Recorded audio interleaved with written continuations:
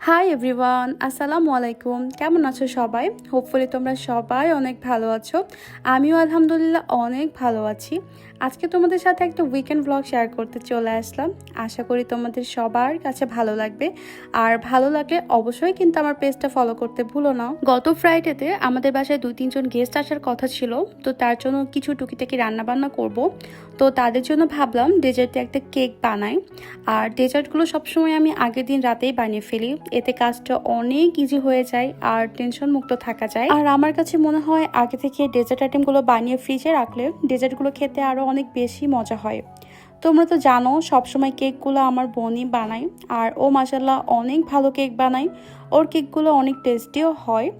তো আমি কিন্তু কেক বানাতে পারি না, আর আমি বানাইও না, কিন্তু সেদিন কেন জানি মনে হলো যে আজকের কেকটা আমিই বানাই। যেহেতু ফার্স্ট টাইম বানাচ্ছিলাম তাই একটু নার্ভাসও লাগছিল। তো আমার বোন একটু সাইড থেকে মাঝে মধ্যে বলে দিচ্ছিল আর আমি করছিলাম। এই তো। আর আমার কেন জানি ইদানিং মনে হচ্ছে যে বেকিংটা আমারও একটু শেখা উচিত। এই তো কিছুদিন পরেই ঢাকায় চলে যাব, তখন তার আমার বোনকে পাবো না, তখন যেন আমি নিজেই বানিয়ে খেতে পারি। কেকটা বেক করতে বসিয়ে দিয়ে ভাবলাম পরদিন যেহেতু রোস্ট রান্না করবো তাই চিকেন পিসগুলো একটু ভেজে রাখি।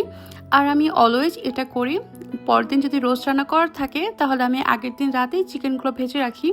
এতে আমার কাছে রোস্ট রান্না করা খুবই ইজি হয়ে যায়। ঘুমিয়ে পড়েছিলাম, তো পরের দিন সকালে ঘুম থেকে উঠে ফার্স্টে আগে 1 কাপ চা খেয়ে নিচ্ছিলাম। আর চায়ের সাথে এভাবে টোস্ট ডুবে খেতে তোমাদের কার কার কাছে ভালো লাগে বলো তো? আমার তো এটা খুবই ফেভারিট, খুবই ভালো লাগে আমার কাছে। চা খাওয়া শেষ করে পুরো এনার্জেটিক হয়ে আমি কাজে লেগে পড়লাম।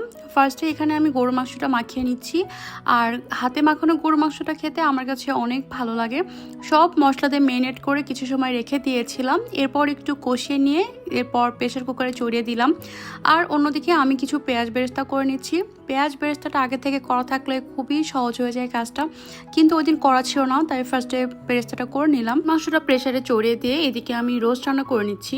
আর এই দিনের রোস্টটা এত মজা হয়েছিল, যার জন্য করেছিলাম সে তো খুবই পছন্দ করেছে মাশাল্লাহ। আর কেন জানি মনে হলো ওই দিনের রোস্টের যে মশলাটা ওইটা কষানো খুবই ভালো হয়েছিল। আর এর আগেও আমি বলেছি যে রোস্টের আসল স্বাদ কিন্তু মশলা কষানোতে। যত ভালো করে মশলাটা কষানো যাবে রোস্ট কিন্তু খেতে তত বেশি মজা হবে। চিকেনটা মশলার সাথে কিছুক্ষণ নেড়ে চেড়ে এরপর আমি লিকুইড দুধ দিয়ে দিলাম। আর আমি কিন্তু পানি দিব না, পুরোটাই দুধ দিয়ে করবো। আর রোস্ট হতে কিন্তু একদমই সময় লাগে না, যতটুকু সময় লাগে কিন্তু মশলা কষানোতেই। আর চিকেন দেওয়ার পরে কিন্তু খুবই অল্প সময় রোস্টটা হয়ে যায়। তো দুধটা দিয়ে এরপর আমি কিছু কাঁচা মরিচ আর পেঁয়াজ বেরেস্তা দিয়ে কিছুক্ষণ ঢেকে রাখবো, এর মধ্যেই কিন্তু এটা হয়ে যাবে। অন্যদিকে আমি কিছু ডিম সেদ্ধতে বসালাম। আর আগের দিন ডিম সেদ্ধ করতে যে ডিমের অবস্থা তো খুবই খারাপ হয়ে গিয়েছিল, তাই এদিন আমি ডিম সেদ্ধর সাথে অনেকখানি লবণ আর বেশ কিছুটা ভিনেগার অ্যাড করেছিলাম। এতে করে ডিমের খোসা ছিলতে যে কিন্তু ডিমগুলো খুবই স্মুথ হবে, কোনোটাই কিন্তু বাকল উঠে আসবে না। আর এই যে দেখো আমার রোস্টটাও কিন্তু হয়ে গিয়েছে। তো নামানোর আগে কিছুটা চিনি আর কিছুটা টমেটো সস অ্যাড করে দিলাম, এরপর লবণটাও চেক করে নিলাম। তো একটু নেড়ে চেড়ে নিলেই কিন্তু আমার রোস্টটা পুরোটাই কমপ্লিট। এই পর্যায়ে কিন্তু একটু ঘি দিয়ে দিতে হতো, বাট সেদিন আমার কাছে ঘিটা ছিল না। রোস্টটা নামিয়ে রেখে এখন আমি খাসির মাংস চুলায় দিব। আর খাসির মাংসটাও আমি যা যা মশলা দেওয়ার সব কিছু দিয়ে একটা চামচ দিয়ে নেড়ে দিচ্ছিলাম। আর এই যে দেখো প্রেসার কুকারটা খুবই ছোট্ট আর খুবই কিউট একটা প্রেসার কুকার। এই কুকারটা আমার বিয়েতে আমার ফ্রেন্ড গিফট করেছিল আমাকে, এজন্য এটা আমার কাছে অনেক বেশি স্পেশাল। দেন এখন আমি ডিমের ভুনা করব, তার জন্য ফার্স্টে একটা প্যানে কিছুটা তেল দিয়ে এর মধ্যে সামান্য একটু লবণ, হলুদ আর মরিচের গুঁড়া দিয়ে নেড়ে চেড়ে এর মধ্যে ডিমগুলো দিয়ে একটু ভেজে নিব। আর দেখো ডিমগুলো কি সুন্দর হয়েছে, এটাই কিন্তু আমি এক্সপেক্ট করেছিলাম। এত সুন্দর স্মুথ হয়েছে, একটা ডিমও কিন্তু ভেঙে যায় নাই।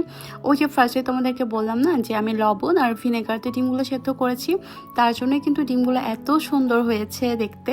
তোমরাও কিন্তু এটা নেক্সটে ট্রাই করতে পারো। এর মধ্যে গেস্টও চলে এসেছে, আর গেস্ট এই মিষ্টিগুলো এনেছিল, খুবই মজার। দুইটা মিষ্টি কিন্তু অনেক টেস্টি, সাথে কিছু ফ্রুটসও এনেছিল। ওই দিন যেহেতু একদমই দুপুরের সময় এসেছিল, লাঞ্চের কিছুক্ষণ আগে, তাই খুব বেশি নাস্তার আয়োজন করি নাই। তো ভাবলাম একটু নুডলস করি। আর বাসায় এই কোকোলা নুডলসটা ছিল, এটা আমি অনেক দিন করি না, তো অনেক দিন পর এটা আমি রান্না করলাম একদম দেশি স্টাইলে। একটু আধুনিকের ছোঁয়াও ছিল। খেতে কিন্তু বেশ মজা হয়েছিল। তো এই তো হালকা পাতলা কিছু নাস্তা সাজিয়ে দিলাম। আর এখানে কিন্তু আম্মু লাচ্ছা সেমাই করেছিল। লাচ্ছা সেমাইটা খুবই মজা হয়েছিল। আর নতুন একটা ব্র্যান্ডের লাচ্ছা সেমাই এনেছিলাম, এটা কিন্তু খুবই মজা। ওদেরকে নাস্তা করতে দিয়ে এরপর আমি পোলাওটা বসিয়ে দিলাম। আর পোলাওটা আমি একদম লাস্টে রেখে দিয়েছিলাম যেন একদম খাওয়ার আগে গরম গরম সার্ভ করতে পারি। তো পোলাওটাও সেদিন একদম আমার মন মতো হয়েছিল, একদম ঝুরঝুরা, খেতেও মজা হয়েছিল। কেন জানি নরম পোলাও আমার একদম ভালো লাগে না, এরকম ঝুরঝুরে না হলে আমার মনটাই খারাপ হয়ে যায়। বাট সেদিন একদম পারফেক্ট একটা পোলাও হয়েছিল। আগে থেকে ডাল সেদ্ধ করা ছিল, তো আম্মু বলল ওটা বের করে ডাল একটু বাগার দিয়ে দিতে, কারণ যেই গেস্টগুলো এসেছে ওরা নাকি ডাল খেতে পছন্দ করে। তো ডালও আমি বাগার দিয়ে নিলাম। এরপর আমি টেবিলে খাবারগুলো সার্ভ করে দিলাম। খুব বেশি কিছু করতে পারি নাই, তো একটা মাছের আইটেম করতে চেয়েছিলাম কিন্তু কেন জানি পরের ওটা করতে পারি নাই। ছোট মাছ করতে চেয়েছিলাম, কিছুই হয়নি। তো সিম্পল এই মেনুগুলোই করেছিলাম আমি। আর খাবারগুলো সেদিন সবগুলোই মজা হয়েছিল। আর আমার বোন সেদিন একদম কেক বানানোতে বিজি ছিল, তো এটা ওর অর্ডারের কেক ছিল। এই কেকটা ফার্স্টে বানিয়েছিলাম আমার হাজব্যান্ডের বার্থডেতে, বাট মাশাল্লাহ এই কেকটা সবাই এত এত পছন্দ করে, এটা ও অনেকবার রিপিট করেছে। আর এই যে এটা আমাদের গেস্টের জন্য এই কেকটা বানিয়েছিলাম। তো কেকটার বেসটা আমি করেছিলাম, বাট ক্রিম দিয়ে ডেকোরেশন পরে আমার বোন করেছে। তো একদম সাদামাটা সিম্পল করেছে, কারণ ওর হাতে সময় ছিল না। তা আমি বলেছিলাম এটা আবার কেমন কেক হলো, আমার ভালো লাগছে না। বোন তখন এক্সকিউজ দিয়েছে যে এরকম কেক খাওয়াই ভালো, বেশি রং চং দিয়ে কেক খাওয়া একদমই ভালো না স্বাস্থ্যের জন্য। তো আমি বললাম যে ও আচ্ছা, এটা তাহলে রোগীদের কেক। ও বললো যে হ্যাঁ। আর এই যে ভিডিওতে দেখালাম আমার সেই বেড টেবিলটা, যেটা তোমরা খুব খুব পছন্দ করেছিলা, ওটা কিন্তু আমার নানু ভাইও খুব পছন্দ করেছে, তাই আমার নানুকে আমি ওটা গিফট করে দিয়েছি। কাতে গিয়ে আমি আমার জন্য আবারও একটা অর্ডার করে দিব। তো আজকের ভিডিওটা এখানেই শেষ করছি। তোমাদের কাছে কেমন লাগলো অবশ্যই কমেন্ট করে জানিও। আল্লাহ হাফেজ।